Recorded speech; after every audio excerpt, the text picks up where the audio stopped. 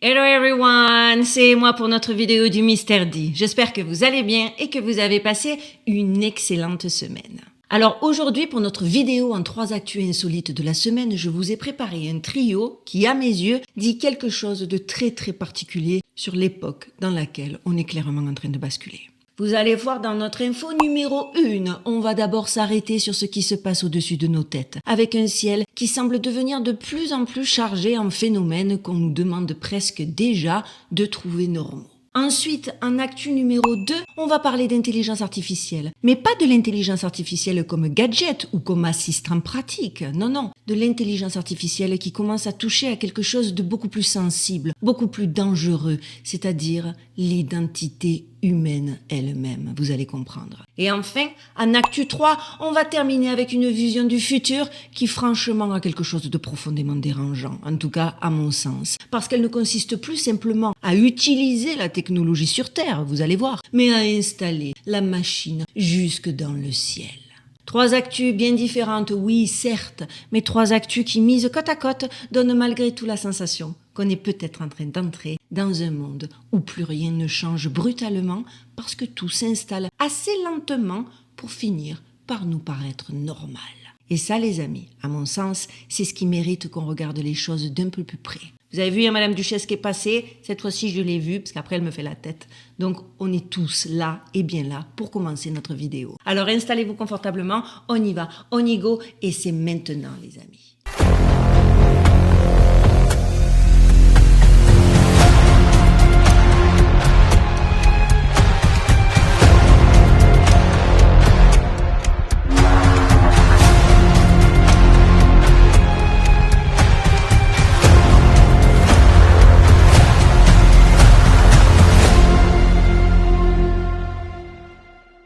Et nous entrons directement dans notre actu numéro 1, quand le ciel commence à nous habituer à la normale. Alors, je ne sais pas vous, mais moi, ces derniers temps, j'ai l'impression que tous les 2 mois environ, on nous annonce une nouvelle éclipse exceptionnelle, une nouvelle lune de sang, une super moon, une blue moon, un phénomène céleste censé être rarissime, des phénomènes inexplicables. Et à peine le temps de s'en étonner, un autre arrive derrière, comme si l'extraordinaire avait fini par entrer dans une espèce de routine. Clairement, là où il n'y a pas si longtemps, ce genre d'événement était raconté comme un rendez-vous presque historique. Rappelez-vous, la dernière éclipse avant 60 ans, la dernière lune de sang avant 30 ans, quelque chose qu'on ne verrait peut-être qu'une fois dans une vie. On a aujourd'hui le sentiment tout à fait inverse. Celui d'un ciel saturé de signes, de boom, d'objets, de flashs, de trajectoires, au point que le seuil même de l'étonnement semble s'être déplacé. Et cette semaine, c'est encore le cas. Et c'est peut-être ça, les amis, au fond, le vrai sujet. Pas seulement l'apparition de phénomènes dits extraordinaires, mais bel et bien leur répétition. Pas seulement ce qui surgit dans le ciel, mais la manière dont on nous apprend progressivement à le considérer comme tout à fait normal. Circuler, et il n'y a rien à voir. Parce que pris isolément, chaque épisode est rangé, classé, refermé. Alors que mis bout à bout, ces épisodes commencent à dessiner autre chose. Une espèce d'ambiance de nouvelle normalité perceptive. Un glissement discret dans notre rapport au ciel, comme si ce qui aurait dû suspendre le regard collectif ne produisait plus qu'un haussement d'épaules. Rien que ce week-end, je vous le dis, au nord de Houston, dans la zone de Spring, au Texas, samedi 21 mars, vers 16h40 heure locale, des habitants ont encore signalé des bruits étranges comparés à du tonnerre alors que le ciel était calme. Une femme nommée Sherry James a découvert qu'un objet avait traversé le toit de sa maison, puis le plafond de la chambre de sa fille, avant de ricocher sur le sol, de heurter à nouveau le plafond et de finir sa course près d'un lit. La NASA a immédiatement confirmé qu'un météore d'environ 1 tonne, visible dès 49 miles d'altitude au-dessus de Sagittarius, se déplaçait à environ 35 000 miles par heure. Il s'est fragmenté vers 29 miles d'altitude au-dessus de Bammel, à l'ouest de Cypress Station. L'onde de pression générée par cette fragmentation a produit les booms entendus dans la zone, tandis que le radar Doppler a détecté des fragments en chute entre Willowbrook et Northgate Crossing.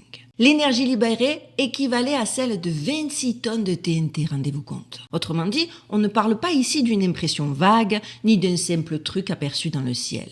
On parle d'un objet venu de l'espace qui finit sa course à l'intérieur d'une maison habitée après avoir traversé l'atmosphère au-dessus d'une zone densément peuplée au milieu d'explosions atmosphériques ressenties par plusieurs riverains. Et déjà, l'événement est traité comme une curiosité de plus, spectaculaire quelques heures, puis rapidement absorbé dans le flux. Et ce n'est pas un cas isolé en plus. En mars encore, des bolides ont été signalés au-dessus du nord-est de la France, de la Belgique, de l'Allemagne et du Benelux, pour ceux qui disent que ça n'arrive qu'aux États-Unis. Tandis qu'un autre météore explosait en plein jour, une fois encore au-dessus de l'Ohio. Là encore, vidéos, témoignages, fragments, détonations, puis retour au flux. Dans le même temps, au Mexique, au-dessus du Popocatépetl, un volcan déjà chargé d'une réputation presque mythologique dans l'imaginaire ufologique, un passager d'avion a filmé le 3 mars plusieurs objets lumineux évoluant dans le ciel. Là encore, vous le voyez en image, chaque séquence de ce type est renvoyée à sa case habituelle. Vidéo intrigante, débat éclair, puis disparition du radar médiatique. Pourtant, le point intéressant n'est pas seulement l'existence de ces images, mais bel et bien leur fréquence. Le Popocatépetl revient sans cesse dans ses récits, comme certains lieux reviennent toujours lorsqu'il s'agit de phénomènes aériens difficiles à classer. Lumière stationnaire, orbe, trajectoire anormale. Mais c'est ici qu'un troisième élément vient épaissir le climat. En mars 2026, précisément les 17 et 18 mars, les domaines alien.gov et aliens.gov ont été enregistrés au niveau fédéral américain par la CISA, dans un contexte où les questions des UAP, des UFO et de la divulgation est à nouveau remise à circulation à Washington suite à la directive de février du président Trump demandant la libération des dossiers liés aux phénomènes aériens non identifiés et à la vie extraterrestre. Officiellement, bien sûr, ce geste s'inscrit dans un agenda de transparence. Mais symboliquement, la scène est tout de même saisissante. Réfléchissez-y. Pendant qu'au-dessus de nos têtes se multiplient météores, boum, vidéos d'objets lumineux et séquences virales à répétition, l'appareil fédéral, lui, réserve noir sur blanc des noms de domaines qui, il y a quelques années encore, auraient semblé sortir d'une satire politique ou d'un roman d'anticipation. Pris séparément, chacun de ces faits peut être rangé dans une case rassurante. Ici un météore, là une vidéo floue près d'un volcan, ailleurs une initiative administrative liée à la communication gouvernementale, et c'est tout. Mais c'est précisément cette manière de compartimenter qui mérite d'être regardée. Parce que ce qui frappe, ce n'est plus un événement unique, c'est bel et bien l'accumulation. Ce n'est plus seulement l'étrange, c'est le rythme de son retour. Et à partir d'un certain seuil, la question change. On ne se demande plus seulement ce qui apparaît dans le ciel. On se demande pourquoi tant de phénomènes, je le répète, extraordinaires, commencent à former une sorte de nouvel ordinaire. Pourquoi le ciel semble produire de plus en plus souvent ce qu'il était censé produire rarement et pourquoi en parallèle, le narratif officiel tend à minimiser, je le répète, compartimenter ou carrément banaliser chaque épisode au lieu de prendre la mesure du tableau d'ensemble. Parce qu'il faut arrêter quand même de nous prendre pour des imbéciles. Parce qu'au-delà des phénomènes qu'on veut immédiatement ramener au naturel, aux techniques ou au fortuit, il existe aussi toute une série de manifestations beaucoup moins confortablement classables. Et c'est peut-être là que se loge le vrai glissement. Dans le fait que nous ne regardions plus vraiment. Dans le fait qu'une météorite qui traverse un toit, des objets lumineux au-dessus d'un volcan mexicain et des noms de domaines comme alien.gov enregistrés par le gouvernement américain lui-même puissent désormais coexister dans le même paysage informationnel sans provoquer autre chose qu'une curiosité passagère. Le plus troublant n'est peut-être donc pas que le ciel paraisse plus étrange qu'avant. Le plus troublant, c'est que cette étrangeté semble déjà en train de devenir normale. En vrai, moi, c'est ce qui m'inquiète et qui me parle le plus. Et en parlant de normalité pas vraiment normale, on passe directement à notre actu 2. Vos visages, vos voix, vos gestes, le nouveau marché de l'intelligence artificielle. Écoutez ça. Pendant des mois, une femme du Tennessee a été arrêtée, emprisonnée et traitée comme une criminelle à cause d'une erreur de reconnaissance faciale. Pas parce qu'un témoin l'avait formellement reconnue, pas parce qu'une preuve matérielle irréfutable l'avait désignée, mais parce qu'un système d'intelligence artificielle avait associé son visage à des images de vidéosurveillance dans une affaire de fraude bancaire et que toute une chaîne humaine, détective, procureur, US Marshal, a ensuite agi comme si la machine ne pouvait pas se tromper.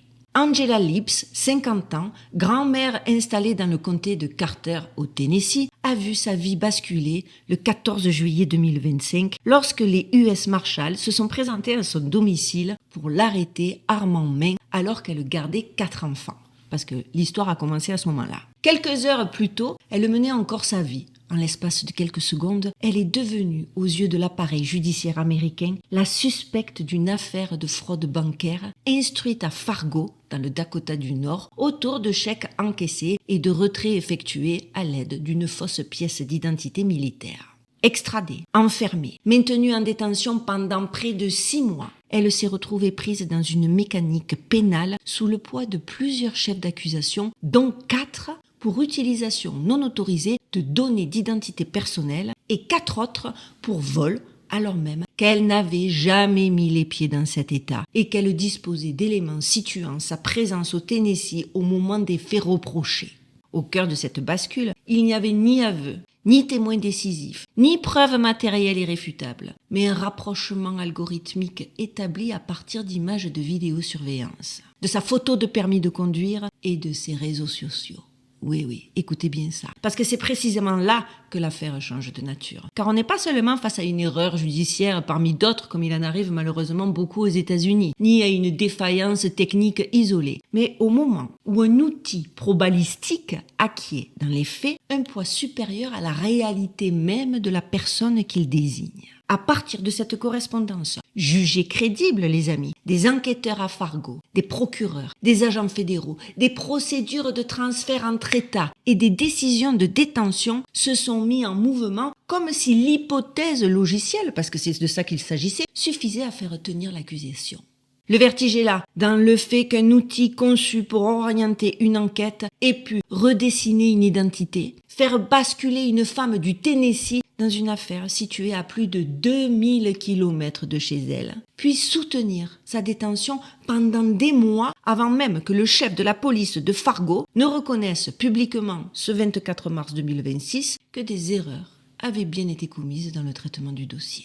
Ce qui se révèle ici, les amis, ce n'est pas une panne abstraite, mais une chaîne institutionnelle entièrement mise en branle par un signal plus fragile qu'il n'en avait l'air. C'est là que se dévoile le fétichisme algorithmique, la paresse institutionnelle, la déresponsabilisation collective et l'effacement progressif du doute humain. Car ce qui inquiète dans cette affaire n'est pas seulement l'existence d'une erreur, mais le crédit qui lui a été accordé, la durée pendant laquelle elle a servi de base recevable alors qu'il y avait plein de choses qui prouvaient qu'il y avait potentiellement une erreur, et la facilité avec laquelle un outil d'assistance a pu glisser vers une forme d'autorité implicite.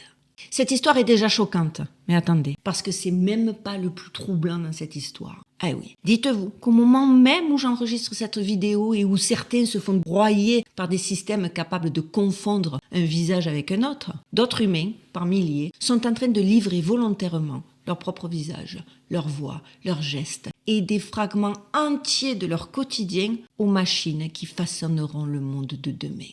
Rappelez-vous, je vous avais parlé de Rent My Human dans une de mes vidéos, dont je vous mets le lien en barre de description de celle-ci, où justement les intelligences artificielles pouvaient louer des humains pour accomplir des tâches dans le monde réel.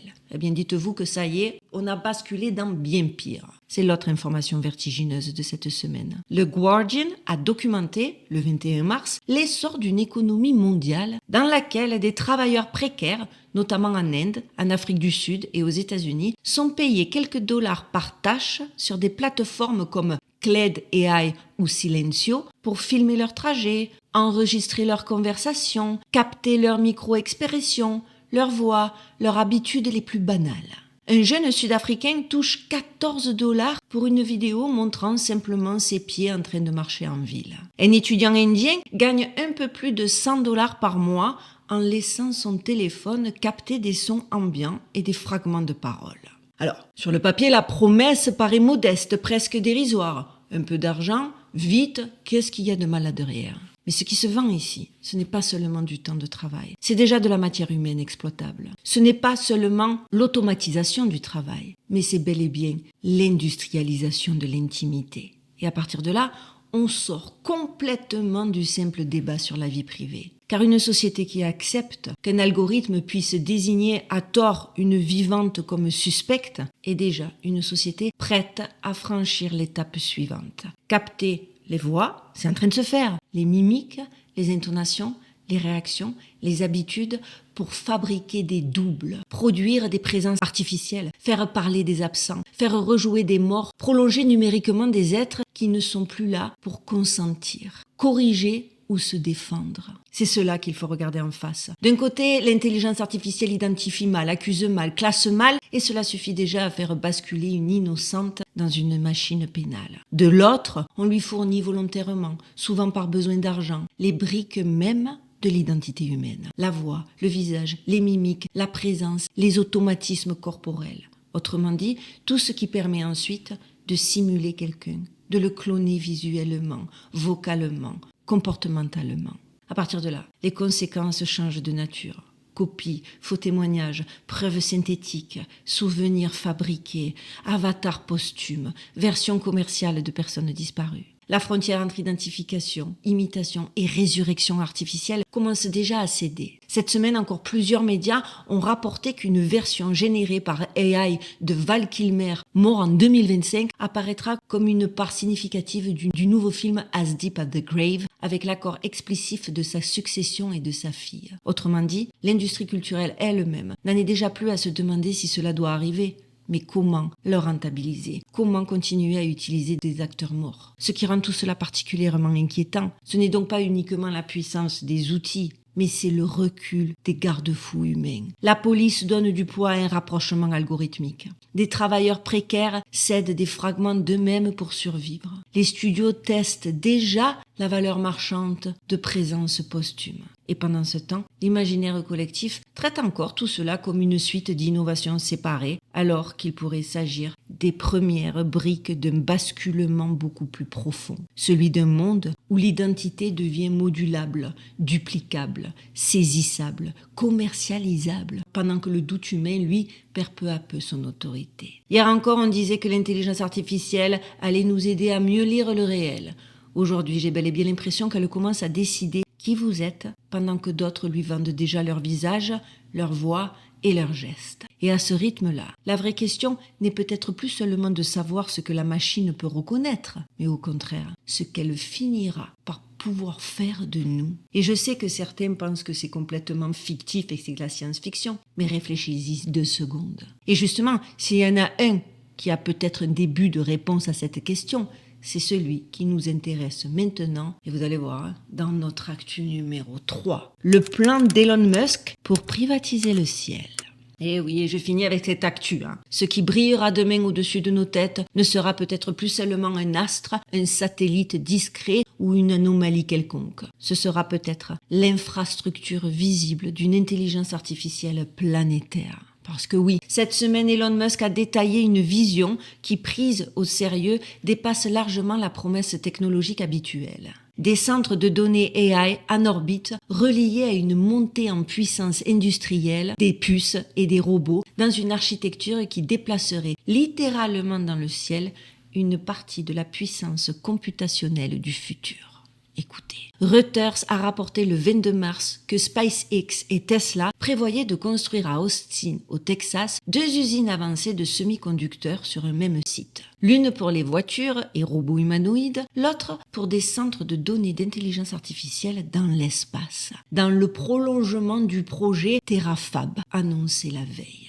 Ici, on ne parle plus d'un entrepreneur qui lance un nouveau produit, les amis. On parle d'un projet qui vise, comprenez bien, à transformer l'orbite en couche industrielle de calcul, d'énergie, de réseau et de supervision. Je vous explique. Comprenez bien que l'ensemble dessine une logique verticale presque totale. Des puces fabriquées au Texas avec un objectif d'1 terawatt de puissance de calcul par an. Pour que ce soit clair. 1 terawatt, c'est 1000 fois plus de puissance de calcul que ce que produit aujourd'hui l'ensemble de l'industrie mondiale des semi-conducteurs. En gros, assez pour faire tourner des intelligences artificielles ultra puissantes, des millions de robots humanoïdes et même des centrales de données entiers qu'on va déplacer au-dessus de l'atmosphère. Tout ça relié par un maillage spatial piloté par les mêmes intérêts. Reuters rappelait déjà le 4 février que SpaceX avait demandé l'autorisation de lancer jusqu'à 1 million de satellites solaires conçus comme des centres de données orbitaux, certains plus longs que la Station spatiale internationale ISS. Un projet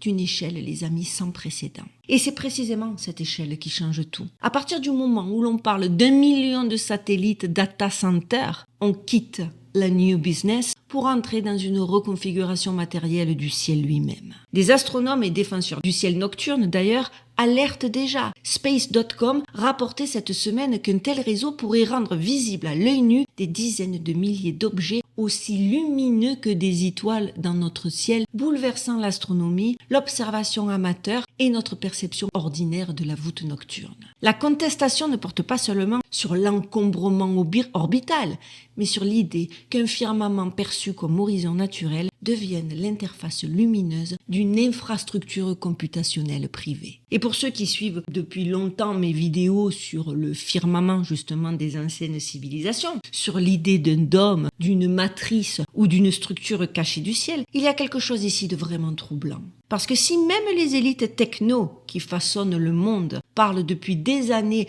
d'une potentielle simulation, comme l'a fait Elon Musk à de nombreuses reprises, et qu'en parallèle, elles commencent à installer au-dessus de nos têtes une architecture visible de calcul, alors la transformation du ciel prend une résonance presque métaphysique, presque ironique, comme si la grille finissait peu à peu par devenir perceptible.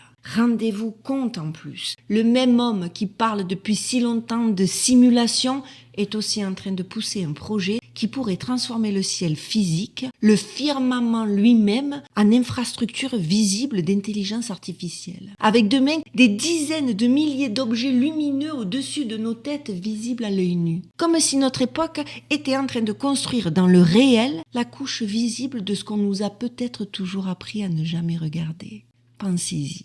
Et si tout cela finalement n'était pas seulement une coïncidence technologique, mais une forme de programmation prédictive, encore une, comme si, à force de nous habituer à l'idée d'une simulation, on nous préparait doucement à la voir apparaître concrètement au-dessus de nos têtes. On est en train de glisser dans une simulation, comme si en fait on était en train de nous updater ou de nous révéler la grille elle-même. Et si au fond, c'était ça? Je trouve que ce questionnement est bien légitime. Dites-moi en commentaire si vous pensez que je pète les plombs ou si j'ai complètement lâché la rampe. Je sais que parfois dans mes analyses, j'ai tendance à aller très vite et très loin, peut-être trop loin. Mais en tout cas, quoi qu'il en soit, c'est là qu'il faut décentrer de Musk sans réellement l'effacer. Vous allez voir, vous allez comprendre. Le sujet n'est pas seulement Elon Musk comme personnage, le sujet, c'est ce qu'il représente à ce stade. À mesure qu'un seul homme concentre le réseau, l'orbite, l'intelligence artificielle, les robots, la fabrication de puces et une part croissante de la circulation de l'attention, il devient moins un patron qu'un nœud de pouvoir civilisationnel. Autant de pouvoir dans un seul homme, c'est flippant. Starlink a déjà modifié les équilibres de connectivité et de souveraineté informationnelle dans plusieurs zones du monde. Exai accumule à toute vitesse de la puissance de calcul. En gros, Elon Musk construit des quantités astronomiques de serveurs et de processeurs pour entraîner des intelligences artificielles de plus en plus puissantes. Tesla prépare son armée de robots Optimus. SpaceX tient l'accès au ciel. Neuralink avance vers une interface directe cerveau-machine. Autrement dit, l'un des vieux rêves du transhumanisme. Et Musk transforme peu à peu X en super app complète, avec X monnaie en ligne de mire. Le retour à ce qu'il avait commencé avec PayPal, mais cette fois à une échelle beaucoup plus grande. Vous le voyez, le pouvoir dans les mains d'un seul homme ? À partir d'un certain seuil, la question change de nature. Il ne s'agit plus seulement de savoir ce qu'un homme possède, mais ce qu'il relie, le ciel, les réseaux, les robots, le cerveau, l'attention et peut-être demain, l'argent lui-même. Pour ceux qui connaissent l'imaginaire apocalyptique chrétien, ou même le film Left Behind, je vous le conseille, le parallèle devient troublant. Dans ce film d'ailleurs, il y a un jeune et charismatique leader mondial qui finit par incarner l'antéchrist en imposant un système de contrôle total sur l'économie, l'information et la vie des gens. Quand on voit Musk tisser tous ces fils en même temps, je le répète, le ciel, le cerveau, les robots, l'information et maintenant l'argent, on ne peut pas s'empêcher de se demander Jusqu'où va cette concentration de pouvoir? Et qui demain pourra encore décider librement de ce qu'il voit, de ce qu'il pense ou de ce qu'il consomme? C'est là que le vertige dépasse largement le simple débat technologique, car à partir de ce point, quelque chose s'inverse presque. Le ciel, dernier espace que l'humanité avait laissé au mystère, à la contemplation pure, à l'idée même d'un au-delà ou d'un inconnu radical, est en train de devenir le lieu où l'on installe la machine qui va redéfinir ce que nous percevons du réel. Vous le comprenez, la dinguerie? Demain, les lumières au-dessus de nos têtes pourraient ne plus être seulement des étoiles ou des satellites, mais des nœuds de calcul visibles. Matrix, quoi. Matrix, on va y être. Comme si le ciel lui-même était en train de devenir l'interface lumineuse de la machine qui est en train de nous broyer. Dans ce cadre, la vieille intuition d'un pouvoir total prenant possession à la fois du ciel, du réseau, de la parole publique et de l'économie de l'attention cesse d'être seulement mythologique. Il devient difficile de ne pas entendre, au moins symboliquement, l'écho de certaines vieilles figures de centralisation absolue. Non pas parce qu'un homme incarnerait à lui seul une prophétie, encore que, mais parce qu'un même centre d'impulsion commence à toucher simultanément aux infrastructures physiques, mentales et orbitales. Ce n'est pas encore un empire au sens ancien du terme, mais cela commence à en retrouver la grammaire. Contrôle des voix, maîtrise des flux, capacité d'illuminer, de connecter, de surveiller, de faire circuler. Le ciel que l'on regardait autrefois comme un horizon, un mystère, ou parfois un signe, pourrait donc devenir le plafond technique d'un nouveau monde. Et à partir du moment où l'infrastructure de l'intelligence commence à se voir depuis la Terre, ce n'est plus seulement la technologie qui change d'échelle, mais c'est bel et bien notre rapport même au réel. Et ça, il faut bien l'intégrer. Ce qui trouble profondément, ce n'est pas seulement l'étrangeté de ces informations, c'est selon moi leur compatibilité. C'est le fait qu'un ciel qui se remplit, une identité qui se fragmente et une infrastructure qui s'installe au-dessus de nos têtes puissent coexister sans faire exploser notre cadre mental, comme si nous avions déjà commencé à intégrer, presque malgré nous, que tout cela devient normal. Vous l'avez compris, le plus inquiétant n'est pas ce qui arrive, le plus inquiétant c'est la vitesse avec laquelle nous apprenons à vivre avec. Un ciel saturé que l'on banalise, des machines auxquelles on confie déjà le pouvoir de nous désigner, de nous reproduire, de nous prolonger, des architectures si vastes qu'elles redessinent jusqu'à notre rapport au, à la nuit, à l'inconnu. Et au milieu de tout, il flotte une impression diffuse, presque impossible à nommer, celle que quelque chose ne surgit pas vraiment, mais est bel et bien en train de s'installer. Non pas une catastrophe spectaculaire, mais une transformation silencieuse, acceptée par d'habitude. Finalement, c'est un peu comme dans Don't Look Up, vous savez le film, on voit le truc arriver droit sur nous, on a les indices, les signaux, les images, et pourtant on continue à hausser les épaules, à compartimenter, à se dire ce n'est qu'un météore, ce n'est qu'une vidéo, ce n'est qu'un projet de plus. On nie, on minimise, on scrolle, jusqu'au moment où il sera trop tard pour lever vraiment les yeux, trop tard pour éviter ce qui se profile. Parce qu'à force de tout traiter comme des faits isolés, on finit par ne plus voir la forme générale de ce qui est en train d'émerger, et c'est bien triste. Et pendant que nous discutons, que nous débattons, que nous nous habituons, le nouveau monde s'installe au-dessus de nous dans une indifférence générale et un silence assourdissant. Et c'est bien ça qui est triste. Mais heureusement, il existe des chaînes comme la mienne et comme celle de nombreux autres lanceurs d'alerte. Et je pense que toutes ces chaînes sont d'utilité publique. Et que je pense que malgré le fait qu'on soit attaqué, il n'y a pas que moi, et encore une fois, cette semaine, ça a été assez compliqué, eh bien on continue, on s'accroche. Parce que j'ai compris ça aussi via les commentaires des haters. En fait, il y a un commentaire qui m'a dit « Oh, t'annonces et il n'y a jamais rien ». Mais ceux qui pensent que depuis que j'annonce, il n'y a jamais rien qui s'est produit, vous avez rien compris. Je me demande même si vous écoutez les vidéos, parce que justement, vous êtes le prototype de ce que je dénonce, à savoir, il se passe des folies. Tous les jours, il y a des choses anormales qui se passent. Tous les jours, il y a des choses inexplicables, des choses honteuses, des choses qui devraient vous faire sortir dans la rue, des choses qui devraient même vous pousser, vous aussi, à faire des vidéos pour dénoncer, pour éveiller, réveiller les gens, pour dire attention, on est en train de glisser vers une nouvelle normalité qui n'est pas bonne pour nous, plutôt que de venir insulter les petits créateurs de contenu YouTube comme moi qui tentent désespérément de sensibiliser. Ils vous ont conditionné à attendre du spectaculaire, du grandiose, quelque chose qui bouleverse votre existence en l'espace d'un claquement de doigts, d'une nuit, d'un big event. Mais vous avez pas compris. C'est pas ça et c'est pas comme ça qu'ils vont le faire. Ils sont en train de le faire. Mais petit à petit, tout doucement, sans faire de bruit, en vous laissant glisser dans cette espèce d'état amorphe où finalement vous ne regardez plus les petits détails, vous ne pensez plus par vous-même, vous ne réfléchissez plus aux infos qu'on vous sert, juste vous consommez et vous passez à côté de l'essentiel. Mais bon, circonstances atténuantes pour vous, c'est voulu de leur part. Et je pense que c'est vraiment très important et qu'on devrait tous débattre, discuter. C'est pour ça, n'hésitez pas en commentaire à me dire ce que vous pensez de mon analyse. J'ai peut-être tout faux, mais quand même, il y a des trucs de fou. N'oubliez pas que pour m'aider, le moyen le plus simple, c'est de liker, de commenter, de partager et de booster cette vidéo. Les petits nouveaux, abonnez-vous, parce que plus on est nombreux, plus on est fort. Et on va devoir être fort. Et surtout, ça nous permet de faire véhiculer je vous le disais, je le dis toujours, à minima, des questionnements au plus grand nombre. Voilà, aussi, je voulais vite fait, avant de vous laisser, m'excuser sur un truc qui s'est passé sur ma vidéo de dimanche. Je sais pas comment c'est possible, mais apparemment, YouTube a noyé ma vidéo de pub. En fait, bon, je vais vous passer les explications parce que c'est lourd, il y a un petit truc à cocher sur YouTube. Généralement, je le décoche et là, je sais pas ce qui s'est passé. D'habitude, j'enlève toutes les pubs de mes vidéos. C'est d'ailleurs pour ça aussi que je me permets de faire des placements de produits que j'adore, qui me proposent des partenariats, parce que je sais que les placements de produits que je fais moi-même, vous pouvez les passer pour ceux qui ne sont pas intéressés en cliquant sur accélérer.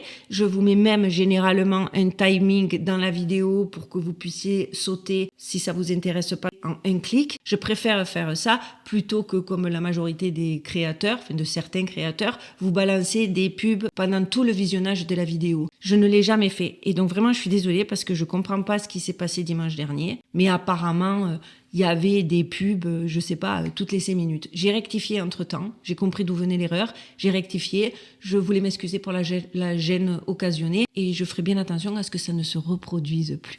Voilà, cette fois-ci, tout est dit et bien dit. On se retrouve dimanche prochain pour nos dossiers du dimanche. En attendant, les amis, prenez bien soin de vous, prenez bien soin de vos proches, gardez l'œil ouvert et surtout, stay safe.